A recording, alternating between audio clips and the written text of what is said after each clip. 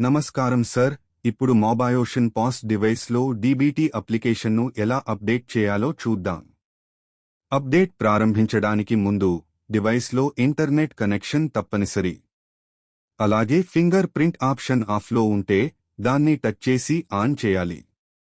ఈ 2 స్టెప్స్ అప్డేట్కి అవసరం. మీ డివైస్లో ఉన్నది పాత వెర్షన్ 3.3, దాన్ని 3.31కి అప్డేట్ చేయాలి. అప్లికేషన్ను అన్ఇన్స్టాల్ చేయాల్సిన అవసరం లేదు. డివైస్లో ట్రబుల్ షూట్ అనే అప్లికేషన్ ఉంటుంది. దాన్ని డౌన్లోడ్ చేసి ఇన్స్టాల్పై క్లిక్ చేయాలి. ఇన్స్టాల్ అయిన తర్వాత స్క్రీన్పై ట్రబుల్ షూట్ కనిపిస్తుంది.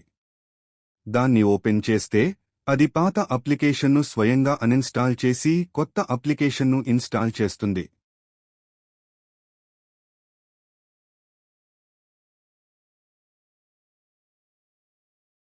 ఈ ప్రాసెస్ సమయంలో డివైస్ను ఇంటర్నెట్కు కనెక్ట్లోనే ఉంచాలి. ఫర్మ్వేర్ లేదా ఇతర అప్లికేషన్లకు కూడా అప్డేట్ అవసరం ఉంటే ట్రబుల్ షూట్ అవన్నీ కూడా అప్డేట్ చేస్తుంది. అందుకే కొంచెం టైం పట్టవచ్చు.